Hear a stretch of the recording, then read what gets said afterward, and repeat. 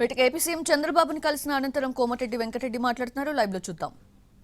అక్కడనే రయోజ mind space SEZ ఏర్పాటు చేసి శిల్పకళావేదిక శిల్పారామం లాంటివి తీసుకొచ్చి ఒక దారి చూపి హైటెక్ సీఎంగా ఆ రోజు చూపిన దారిలో కంటిన్యూషన్గా వచ్చిన రాజశేఖర రెడ్డి గారు ముఖ్యమంత్రిగా ఎక్కడ కూడా దాన్ని చేంజ్ చేయకుండా అదే ఔటర్ రింగ్ రోడ్డుని కంప్లీట్ చేయడం ఫాస్ట్గా అక్కడనే ఒక జిఎంఆర్ సంస్థతోని ప్రపంచంలోనే ఒక మోడల్ ఫేమస్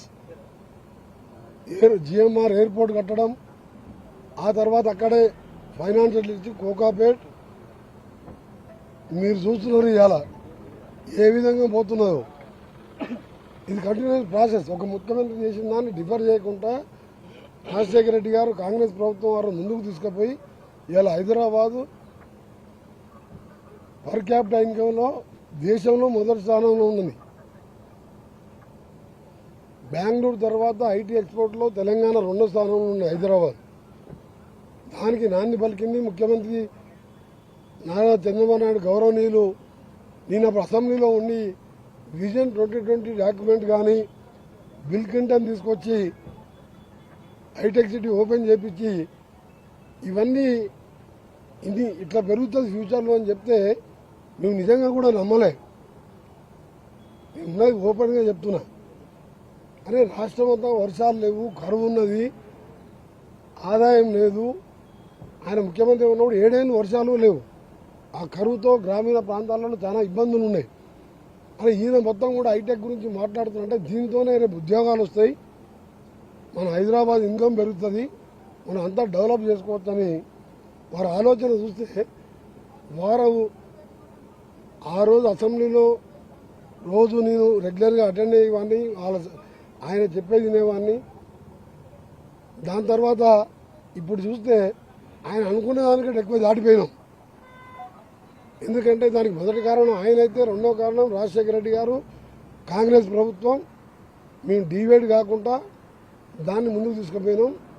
అలాంటి ముఖ్యమంత్రి గారితో మా రైజింగ్ తెలంగాణ 2047 ఏదైతే భారత్ ఫ్యూచర్ సిటీలో దేశంలో ఏ రాష్ట్రంలో ఏర్పాటు చేయడం విధంగా వేలాది మంది ఇన్వెస్టర్స్ పిలుచుకుంటూ ఇప్పటికే చాలా మంది వాళ్ళు మా ఇన్విటేషన్ యాక్సెప్ట్ చేయడం జరిగింది. ఇంకా వస్తూనే ఉన్నాయి మెయిల్స్, మేము కూడా అటెండ్ అవుతా ఉన్నామని మేము చాలా ఎక్స్పెక్ట్ చేస్తున్నాం. ఇంకా హైదరాబాద్ని దేశం కాదు మాకు పోటీ అని చెప్పి ప్రపంచ స్థాయిలో కంపెనీస్ ఉన్నాయి. అక్కడ ఇతర దేశాలతో పోటీ పడే విధంగా ఈ ఈవెంట్ జరుపుతున్నాం సార్. మీరు తప్పకుండా రావాలి. మీరు హైదరాబాద్లో ఫౌండర్ చేసిండ్రు, మీరు వచ్చి కూడా మీరు మీ స్టేట్ని ఎట్లా డెవలప్ చేసుకుంటున్నారు చేసుకొని ప్లాన్ ఎట్లా ఉంటుంది, నా ప్లాన్ ఏంది, ఎట్లా రావాలి, ఎప్పుడు రావాలి అవన్నీ కూడా చర్చించుకొని మళ్ళీ ఇన్ఫార్మ్ చేస్తారు మా ఆఫీస్ వాళ్ళు కూడా. నేను కూడా నీతో మాట్లాడతానని చెప్పి వారు చెప్పడం. నిజంగా ఇంత బిజీ షెడ్యూల్లో కూడా దాదాపు గంటన్నర రేపు 4 టైమ్స్ సీఎం ఇంత టైం ఇచ్చి అతని అనుభవాలు, రాజకీయాలు అంటే మీకు చెప్పేవి కావాలి,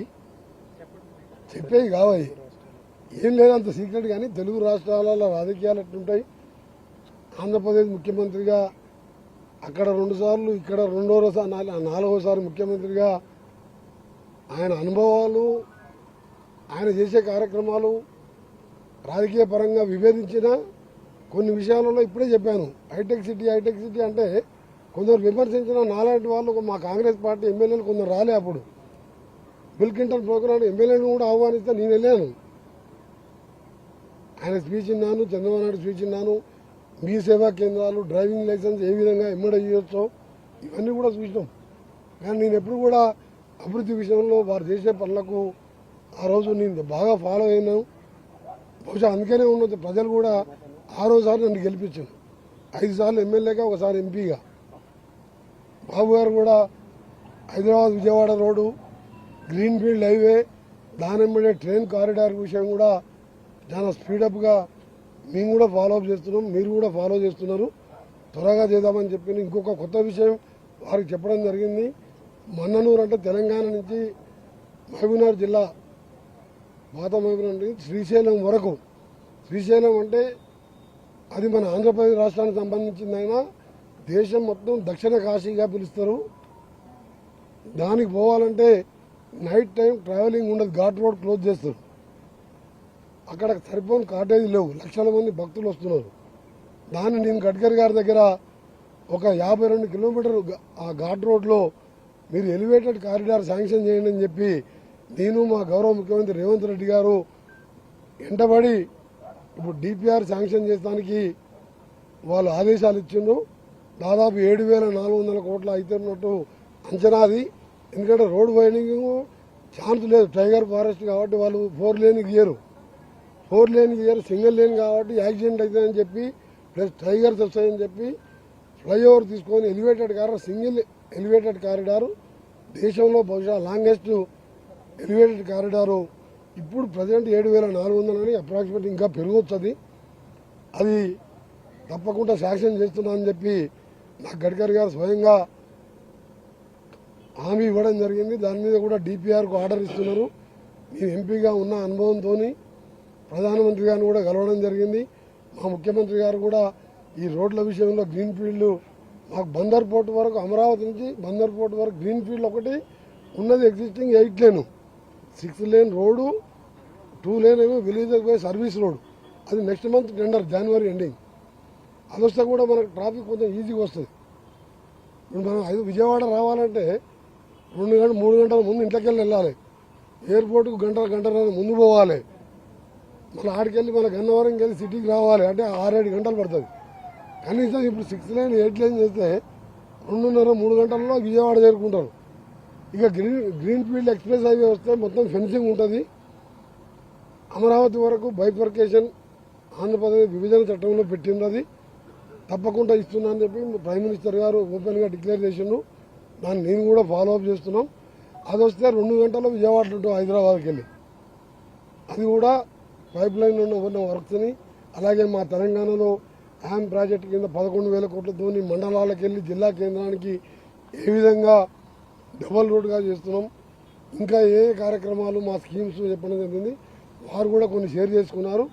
ఏదేమైనా సరే ఒక సీనియర్ ముఖ్యమంత్రి, ఒక విజన్ ఉన్న నాయకుడు, పార్టీలకు అతీతంగా ఆ రోజు అతన్ని ఇక్కడ అరెస్ట్ చేసినప్పుడు కూడా ఖండించింది కాంగ్రెస్ పార్టీలో ఎంపీగా ఉండి ఏకైక వ్యక్తి నేనే. అక్కడ ఆయన ఎక్కడైనా అభిమానులు ఉంటారు. ఆయన 15 ఏళ్ళు ముఖ్యమంత్రిగా ఉంటే శాంతియుతంగా ప్రొటెస్ట్ చేస్తే ఐటీ ఎంప్లాయీస్ ఎందుకు అరెస్ట్ చేస్తున్నారని చెప్పి అప్పుడు ప్రభుత్వాన్ని ప్రశ్నించింది. నేను పోలీసులతో మాట్లాడి వాళ్ళందరూ వదిలిపెట్టించిన. ఎందుకంటే రాజకీయాలు ఎన్నికలప్పుడు మాట్లాడాలి. అక్కడేదో ప్రొటెస్ట్ జరిగితే ఇక్కడ ధర్నా చేసుకుంటే ఏమైంది, 15 నిమిషాలు ప్రొటెస్ట్ చేస్తారు. దానికి స్టేషన్లో ఐటీ కంపెనీ సీనియర్ ఎంప్లాయీస్ని ఆఫీస్లో అరెస్ట్ చేయడం తప్పని చెప్పి ఆ రోజు కూడా చెప్పాను. ఈరోజు కూడా చాలా సంతోషంగా వారు కొన్ని విషయాలు చెప్పడం, ఎట్లా 2 రాష్ట్రాలు బాగుపడాలి. ఆయన విజన్ కూడా ఒకటే, తెలంగాణ ఆంధ్రప్రదేశ్ వేరు కాదు, వేరుపడ్డా సరే ఈ 2 రాష్ట్రాలు దేశంలో ప్రపంచ స్థాయిలో గుర్తింపు తీసుకురావాలా, గుర్తింపు రావాలనే నా కోరిక. ఎక్కడ కూడా నేను తెలంగాణకు విఘాతం కానీ తెలంగాణకు నష్టం వచ్చే పని నేను ఎప్పుడు చేయను. నేను అలాంటి వ్యక్తిని కాదు. ఎప్పుడు కూడా తెలుగు రాష్ట్రాలు బాగుపడాలని కోరుకునే వ్యక్తిని అని చెప్పి మరి నిజంగా అట్లా చెప్పడం కూడా మంచి శుభ పరిణామం. అందుకని నేను కూడా ఆంధ్ర ప్రజలకు కూడా కొత్త రాష్ట్రమైన ఇబ్బందులున్న ఆర్థికంగా మీరు త్వరగా డెవలప్ అయ్యి మా తెలంగాణతో పోటీగా ఇక్కడ కూడా ఐటీ కంపెనీలు వచ్చి అన్ని బాగుండాలని చెప్పి ముఖ్యమంత్రి గారి నాయకత్వంలో ఆయనకున్న ఎక్స్పీరియన్స్తో తప్పకుండా అభివృద్ధి చెందుతుందని చెప్పి నమ్మకం కూడా ఉన్నది. అందరికి కూడా happy Christmas, happy new year, happy Sankranti once again. నేను వచ్చింది నేను చెప్పిన భారత్ ఫ్యూచర్ సిటీ, తెలుగు రాష్ట్రాల మీద రోడ్ కనెక్టివిటీ, బుల్లెట్ ట్రైన్, ఇవన్నీ బందర్ పోర్ట్ వస్తే మాకు హైదరాబాద్కు చాలా బెనిఫిట్. మాకు పోర్ట్ లేదు, బందర్ పోర్ట్ లాంటి వస్తే హైదరాబాద్ ఎక్కడికో వెళ్ళిపోతుంది. మా ముఖ్యమంత్రి గారి కోరిక అదే, ఫ్యూచర్ సిటీకి వెళ్ళి అమరావతి మీదుగా బందర్ వరకు